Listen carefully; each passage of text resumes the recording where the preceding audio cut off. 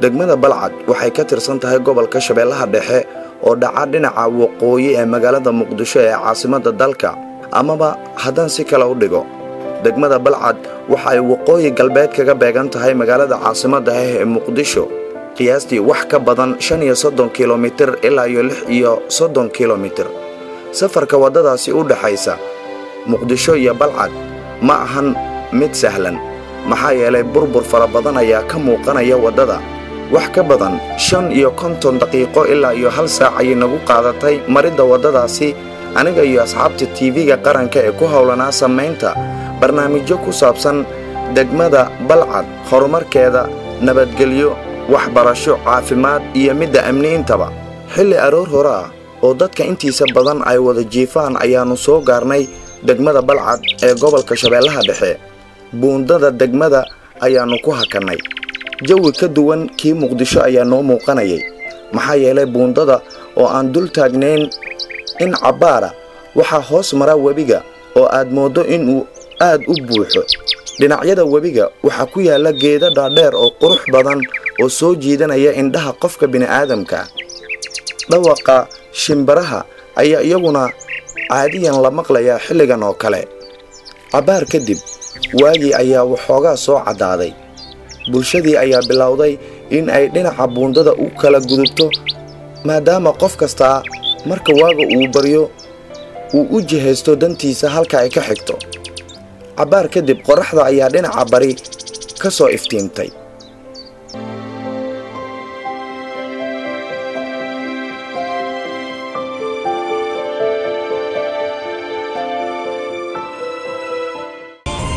waatahay daawadayaal sidaad arkaysaan iminka ayaan soo galnay degmada Balcad ee gobolka Shabeellaha Dhexe kadib waqti aan safar ku soo jirnay wadada u dhaxaysa Balcad iyo magaalada Muqdisho oo qiyaastii wax ka badan 40 daqiiqo aan wadada ku soo jirnay burburka wadada ka muuqda iyo sida wadadaasi ay aadka ugu burburtay muddadii dagaaladu ay dalka ka jireen awgeed ay kaaga muuqanayaan waxaana hadda ka soo gudubnay buundada koobaad ee laga soo gala degmada Balcad ee gobolka Shabeellaha Dhexe iminka ayaana rajaynaynaa inaan gudaha u galno degmada qaybaheeda kale iyo xaafadaheeda kala duwan isla markaana aan xogo ku saabsan nolosha iyo taariikhaha ku saabsan degmada Balcad iyo waxay caanka ku tahay baanu idinkaga soo baahin doonaa telefishinka qaranka Soomaaliyeed hadduu eebaha wada lehi raali ka noqdo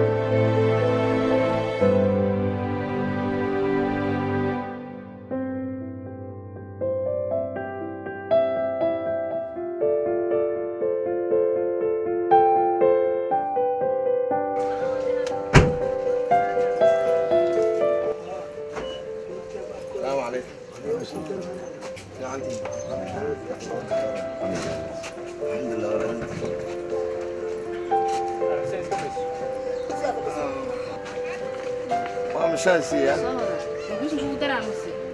ما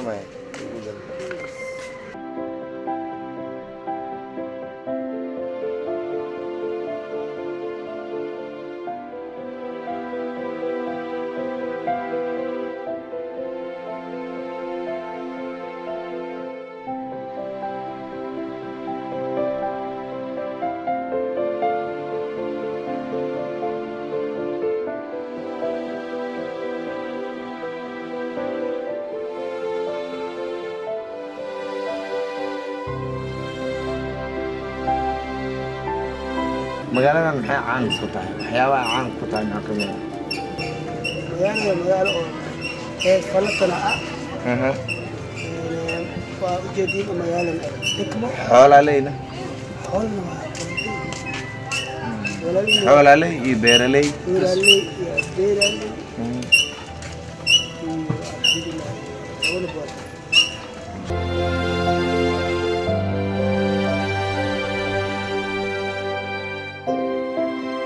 sheekada odayaashii aan la qaxweeyeyna dhex martay inkastoo ay soo gabagabowday haddana waxaa iiga baxay wadiiqooyin ii sahli kara habka ugu fudud ee aannu u wajihi karno hawshan hortaalla ee aannu u nimaadnay degmadan Balcad.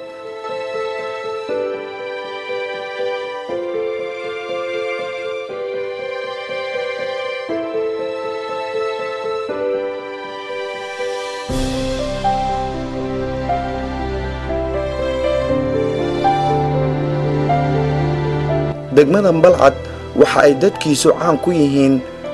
beeraley, xoolo dhaqato iyo sidoo kale dad iyaguna noloshooda siyaabo kale ku soo saarta. degmadu waxay ka kooban tahay ilaa 4 xaafadood. waa magaalo ganacsigeedu uu sii hormarayo marka aad dhinacyo badan ka eegto. waxaase na cajab geliyay intii aan ku sugnayn deegaanka nabadgelyada ka jirta degmada. iskaashiga shacabka iyo dawladda u dhaxay ayaa keenay meesha Balcad ay ka taagan tahay horumarka dhinaca amniga ee Balcad hadda haysato. dadkeeda ayaa gacmaha isqabsado ka shaqeystay inay amnigooda ayaga sugtaan oo alqaacida ay ka hortagaan. marka taasuna degmadu maxay ahaaday bulshada qaybaheeda kala duwan aad iyo aad ugu amaanayna wada shaqeynta buuxdo ay nagala sameeyeen. degmada Balcad waxa ay xilliyo kala duwan soo martay magacyo kala duwan oo loo yaqiinay. xilligii Talyaanigii gumaystaha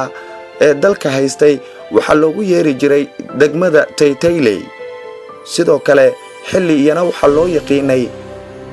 deegaankii Caryaamoley iyo degmada Balcad oo markii dambe magacaasi uu noqday magaca degmadaasi ay si caadi ah u qaadatay. Balcad saddex magac ay leedahay marka Caryaamoley, Taytayley iyo degmada Balcad. haddaba degmadu waxay leedahay adeegyadii kala duwanaa ee nolosha bulshada aasaasiga u ahaa sida waxbarashada, caafimaadka iyo waxyaabaha kale ee nolosha bini'aadamku aysan ka maarmin. walow marka aad fiiriso ay aad u liitaan adeegyadaasi oo si dhammaystiran aysan dadku u helin, haddana waa bilow dadku ay rajaynayaan in waqtiyada soo socdo fursado ka duwan iyo intaan wax ka badan inay helaan.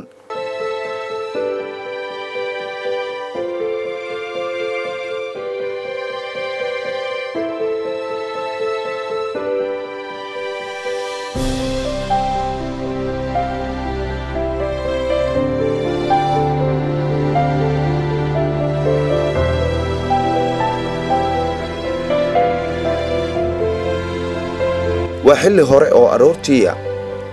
arday fara badan ayaa wadooyinka ku soo qulqulaya, kuwaas oo mid kasta uu u degdegayo inuu gaaro goobta waxbarasho ee uu dhigto. waxay wataan uniformka iskuulka loogu talagalay iyo buugaagtii ay wax ku baran lahaayeen. halkan waa iskuulka ugu weyn degmada Balcad, waana iskuul ay degmadu lahayd, laakiin waxa uu ahaa hoose dhexe oo kaliya. hadda waxa lagu kordhiyay iskuulka sare ama qaybta sare. burburkii kadib ardaydu waxay ku soo qulqulayaan gudaha iskuulka. waxa la gaaray xilligii taabuurka. ardayduna qof kasta waa hogaansane iyo dhagayste, waxayna si akhlaaqi ay ku dheehan tahay ay ula socdaan khudbado loogu talagalay taabuurka oo qaar ka mid ah ardaydu ay soo jeedinayaan in ay si wanaagsan ula socdaan oo ay dhageystaan. فيا إخوة الإسلام أولا أحييكم بتحية الإسلام، تحية طيبة مباركة، تحية أصلها ثابت وفرعها في السماء، تحية لم أسبق مثلها مثيل، تحية أهل الجنة في الجنة، ألا وهي السلام عليكم ورحمة الله تعالى وبركاته. runtii ardaydu waxaa ka muuqanaya diyaargarow akhlaaqeed. taasna waxay suurto gelin kartaa in ardaygu uu ku barbaaro akhlaaq wanaagsan, dulqaad iyo inay ka go'an tahay inuu gaaro hadaf waxbarasho oo dhammaystiran. isla inta hawsha taabuurka lagu jiray ayaan waraysi kooban waxaannu la yeelanay qaar ka mida ardayda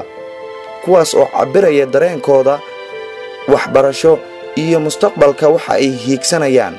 haddii ahleed maadooyinka scientific subject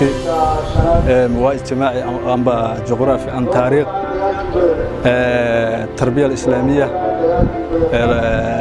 luqadda carabiga luqadda soomaaliga iyo maadooyin kale oo adiga aasaasi ah oo aan isdhihi karno waxyaabo badan ayay ardayda garaadkooda kor ugu qaadayaan. qorshahaygu wuxuu yahay inaan dhigto university hadduu daa'im ii ogolaado isla markaana aan ku soo laabto degmadeyda inkastoo aan degmadeyda ay lahayn wax university ah balse waan rajaynaynaa inaan university ka sameyno ay noqoto hoyga waxbarashada insha Allah.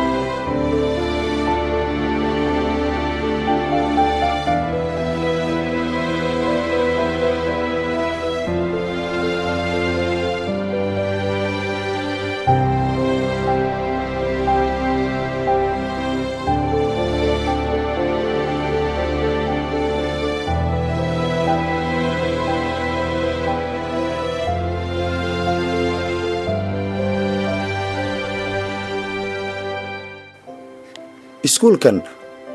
iminka magaciisa waa iskuulka Imaamu Nabawi ex iskuulkii hore ee degmada Balcad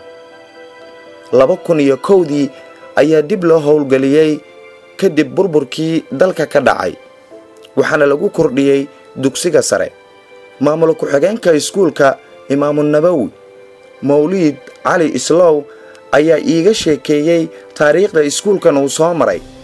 manhajka waxbarasho ay isticmaalaan ardayda iyo qaabka ay ula macaamilaan iyo guud ahaan habka waxbarasho ee iskuulkan. dugsigan waxa la aasaasay 2001 dugsiga magaciisa waxa la yiraahdaa dugsiga Imaamu Nawawi Balcad waana dugsiga ugu weyn deegaankan maartay degmada Balcad markii la aasaasay dugsiga hadda meeshan deegaankan hadda dugsiga ku yaala maartay waa burbursanaa maartay ma dhisneen dugsiga dhismihiisii hore wuxuu ahaa meel maartay dad leeyahay qaas leeyahay ijaar marka muddo kadib alxamdulillah maartay qolo maartay kulay walaalaha oo maartay deegaankan u dhashay oo maartay deegaanka u dhashay degan wadamada maartay dibadda oo maartay dadkan maartay qurba jooga ayaa waxay maartay sameeyeen tabarucaad ah maartay inay dhisaan dugsigan weyn oo maartay degmada ay leedahay marka waxa fursad u helnay maartay in ardadii loo soo wareejiyo maartay dugsigan oo runtiina waa ku maasan yihiin dadkii maartay barnaamijkaas runtii u taabagalay sidii loo dhisi lahaa maartay dugsigan runtii manhajka iskuulka uu ku bixiyo dhowr maartay wadanka maadaama burbur weyn oo maartay xagga waxbarashada ay ku dhacday oo maartay runtii 20 sano muddo laga joogo waxaana dadaal weyn ka geystay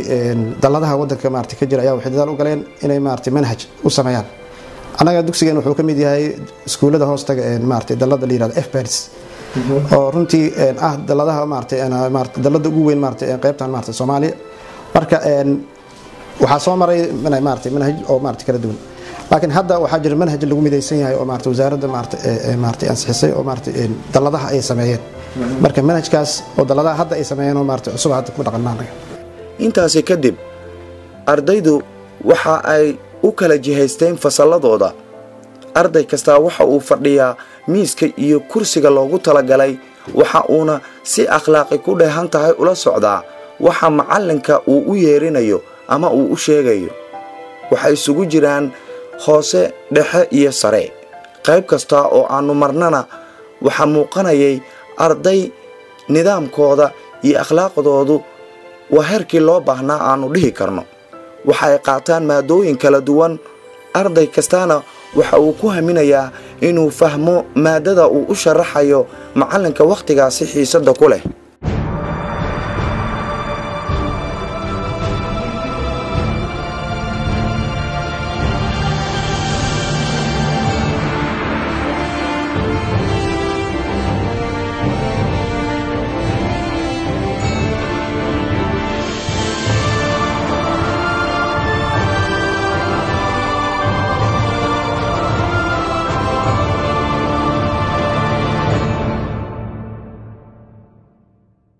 caafimaadka oo nolosha bini'aadamka muhiim u ah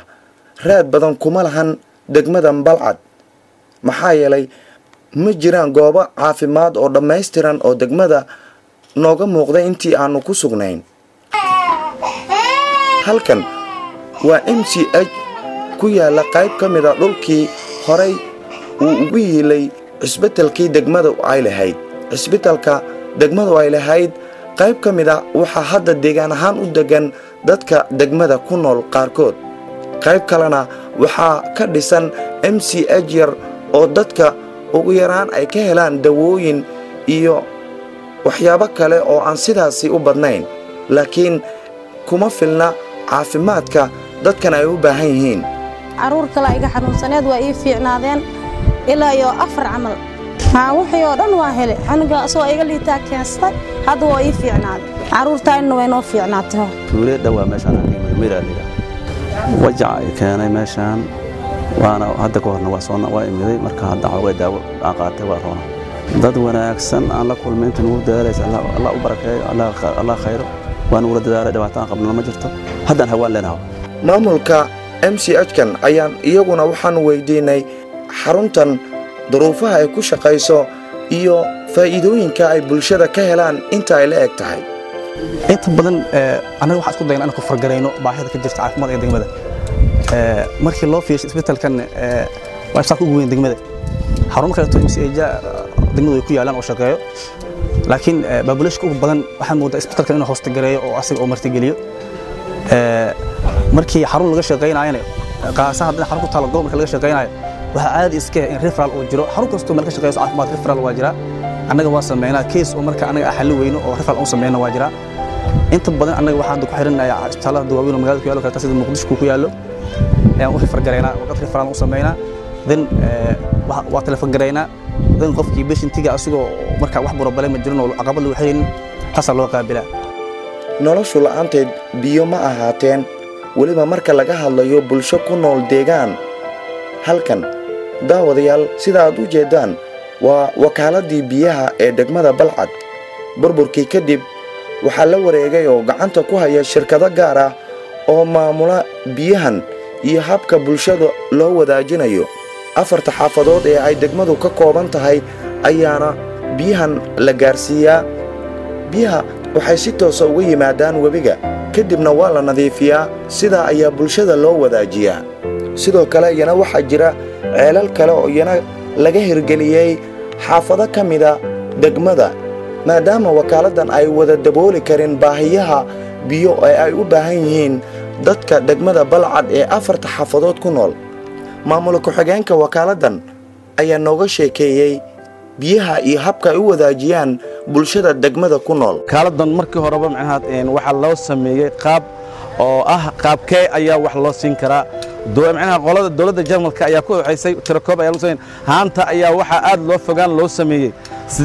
18 kilomitir ilaa 8 mitir 18 mitir dhir ayay haystaa. meel waliba way kaafsin kartaa. meel waliba magaalada ka tirsan dhinaca macnaha shisho waxa horseed ayaa xagga xigta ayada biyaha gaarsiisa. dhinacan kala bari waxa naga xaawataako ayada ayaa biyaha gaarsiisa si aan caadi ahayn ay ugu filan tahay magaalada ayaa siisa.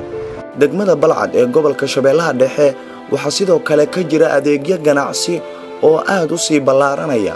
suuqyo kala duwan ayay degmadu leedahay kuwaasoo noocyo kala duwan lagu iibiyo. qayb kastaana waxay leedahay meel gaar ah oo loogu talagalay oo dadkuna ay ugu hagaagaan. qaybtan hadda waa qaybta bacadlaha. dhowaan ayaana la habeeyey dhar noocyo kala duwan ah ayaana lagu iibiyaa qaybahan. gudaha ayaanu u galnay si aan wax badan uga ogaano xaaladaha iyo baahiyaha dadkan iyo habka ay u ganacsadaan intaba. marka suuqan cusub ka waran qaabka ugu ganacsatiin amnigeeda siduu yahay si fiican aad u fiican amnigeeda wax dhibaan ma qabno maalintii goorma shaqaysaan xilliyeeday shaqaysaan 3 saac ilaa iyo 12 saac galabtii waa shaqaysaan ilaa 12 saac ilaa 12 saac shaqeynaa haye habeenkii laakiin ma shaqaysaan maya habeen ma shaqeey maya laakiin haween hadii loo baahdo la shaqeyn karna wax dhib ay kuma qabno macnaha magaalada ammaankeedu waa fiican yahay wax cabsiya oo qabtaan maya si fiican u fiican haye dadka sidii wax idin kaga iibsadaan ka waran wax si fiican xilliyeeday wax la iibsadaa xilliyada ugu badan ee wax la idin ka iibsado xilliyada adiga 6 saac ilaa iyo 10 saac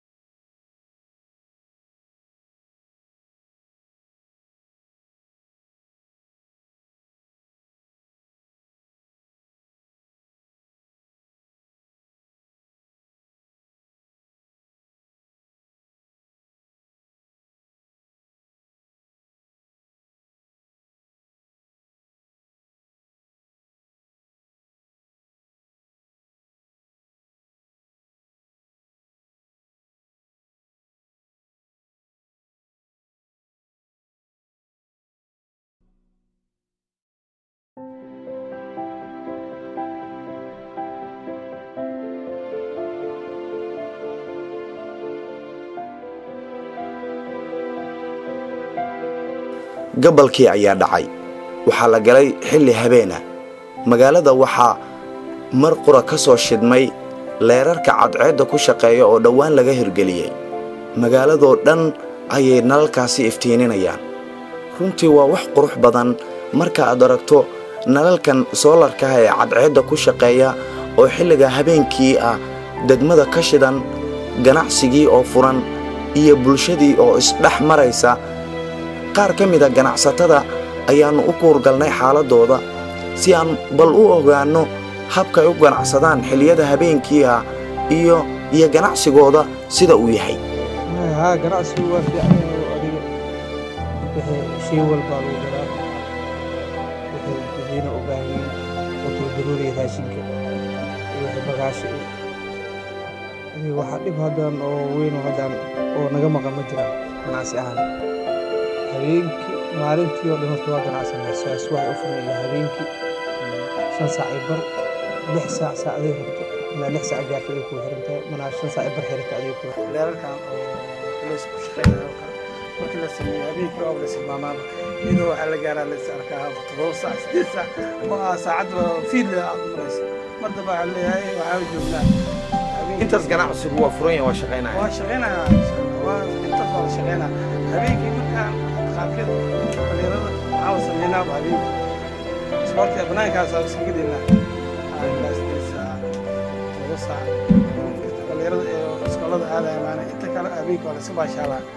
degmada balcad ee gobolka shabeellaha dhexe oo horumarro ganacsi iyo isdhexgal bulsho uu xilligan ka muuqanaya waxaan shaki ku jirin in waxa suurtogeliya ay tahay amni la isku halayn karo oo degmadu ay ku tallaabsatay dadka reer balcad iyagu ma rumaysan yihiin in degmadooda amnigeedu ay aad u wanaagsan tahay maamulkuse dadaal noocee ayuu amniga ku bixiyey xaqiijinteeda horta amniga ilaaha iska leh ka sokoowna ummadda shacabka Soomaaliyeed ee degmada balcad ku nool ammaanka asaa saaciday maya waddanka nabad waay قاعد واحد يستدعي سمحوا نو سكيورتي معنا نو اكتيفيتي واي وكل ميل سكيورتي كجرين اكتيفيتي ما كهير قرايو هذا الحمد لله هذيك هذا كله امانك هذا فعلا يعني wax amni daro ma jira shay iridaas iska fadhiisana maamulka degmadu aad ayuu u fiican yahay in badan wax badan ayuu naga garab siiyay xagga macnaha adeegyada hadii wax loo baahdo wax waliba oo aan macnaha magaaladu ay nabadgelyadeeda iyo alxamdulillah biyasiinteeda iyo dhinac waliba kaalmo weyn ayuu gacanta naga siiyay in ay dhinac amaanka degmada ay gaarto waxa kamid ah in ay sida dawladaha diriska nala oo kale iyo ay gaarto oo amni dhaba oo la isku halay karo ay degmada ay hesho gaar ahaanna Soomaaliya oo dhan waxaan ilaahay ugu baryaynaa in ay hesho amni la isku halay karo oo dhaba ilaa degmadu kaligeed wax macnaha waxba waxa way bidin barkiis ma fiyaano Soomaalida haddaan ka hadlo waxaan ugu baaqayaa gabi ahaan in amniga ay kala shaqeeyaan dawladda oo amniga shacabka ay ka shaqeeyaan shacabkan waa in amnigooda la sugo iyaga naftooda oo amnigeeda la sugo marka amnigeeda la sugo oo shacabka ay ciidamaduna waa in shacabka ay jeclaadaan oo amnigooda ay sugaan marka taas waxay keenaysaa in shacabka uu kula shaqeeyo